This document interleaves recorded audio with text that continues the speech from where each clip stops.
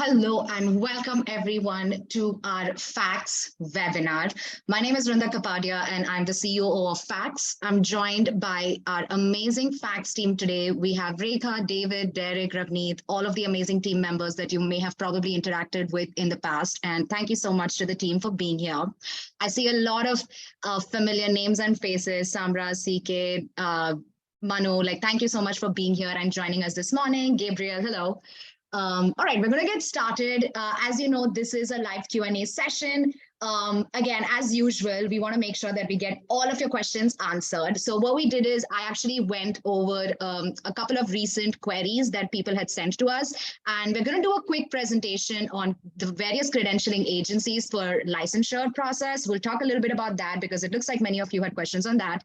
And then we will be taking some live questions over here as well. Okay, so let's get started. So when we talk about credentialing agencies for your physiotherapy licensure, right, there are so many options, right? I know some people are aware, there are some that are very commonly used, right? But know that there's not just one or two agencies. There are actually a lot more agencies out there.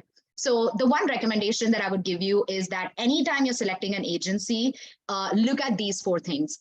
First, decide, are you selecting an agency? Are you going through the credentialing process just to be eligible to take your license exam, which is the NPTE, or are you going through the going through the credentialing process for immigration purpose? Because what credentialing agency you select really depends on these factors, okay?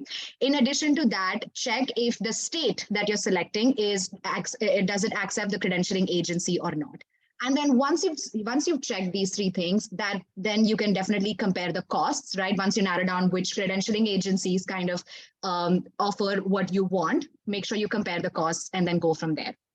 Talking about the top credentialing agencies that are currently accepted, you have FCCPT, which a lot of you know about, right? That's one of the most famous credentialing agencies. Know that in addition to that, you also have IERF, which is your International Education Research Foundation. So IERF is another credentialing agency that is widely accepted in a lot of different states for PT as well as PTA licensure. Then you have your International Consultants of Delaware, and then you also have Commission on Graduates of Foreign Nursing Schools, that is your CGFNS, okay? So just to touch base on this, right, these specific factors. If you're talking about licensure eligibility, right, your FCCPT is the one agency which is accepted in almost all the states. And that's one of the biggest benefits of going with FCCPT is that most of the states do accept FCCPT credentialing. Okay, IERF is another fantastic organization. IERF does do evaluation for NPTE, for your licensure eligibility, right? And this is accepted in most of the states. Okay, so IERF is another credentialing agency. And if you're looking for more information about which states accept IERF credentialing, I have a list for you on the screen. Okay. So these are all the states that accept IERF evaluation for physical therapy as well as physical therapy assistant licensure. In addition to that, you have your ICD and then you also have your CGFNS, okay? A very commonly asked question is New York. So if you're looking specifically for New York, it's going to be FCCPT and CGFNS that do credentialing for New York. Other credentialing agencies don't do an evaluation for New York, but they are widely accepted in other states as well. Okay, talking about costs, right? We said cost is another important factor to consider. So talking about FCCPT, if you're doing an ECR evaluation for any state, it is going to be close to $1,300. The same thing, if you go with IERF, it's going to be close to $475. Okay. Similarly, ICD is going to be close to $600, okay? And your CGFNS, if you go with New York, I believe it's close to either $400 or $500, okay? But CGFNS, I'm specifically talking only about New York, okay? FCCPT does charge close to $515 for New York. But yeah, so if you go with New York for FCCPT, it's going to be close to $500. But if you go with any other state, it is essentially going to be close to $1,300. and the same service for other places are slightly different. So that's the reason I said that anytime you're selecting a credentialing agency, look at the cost, compare the cost, and check if your state accepts that credentialing agency or not.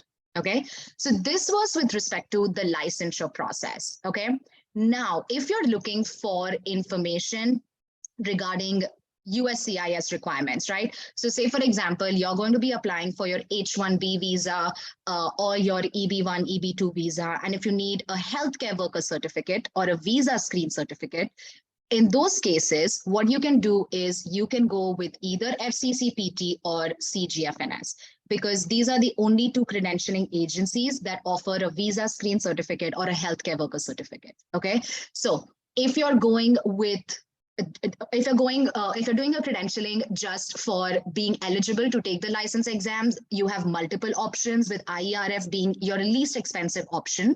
And if you're doing credentialing for your visa purposes, in that case, FCCPT and CGFNS is the way to go. Okay. In addition to that, here we go with the list of states that accept IERF evaluation. With that in mind, we will get started with some live questions. But before we do that, I do want to talk a little bit about your benefits of being a part of the FACS family and being over here, right?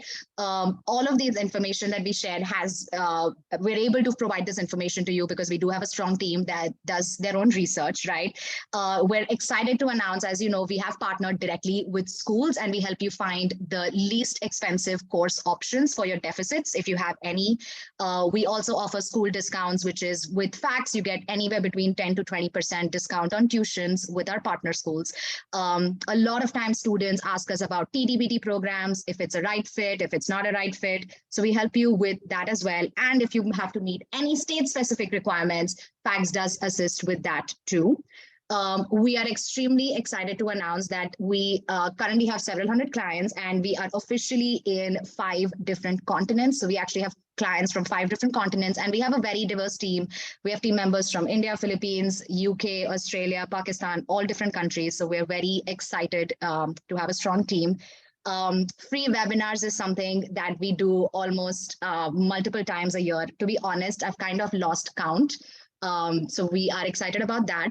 Another thing that FACS has been doing is offering scholarships. We do understand that a lot of times it is a little bit expensive to go through the whole credentialing process.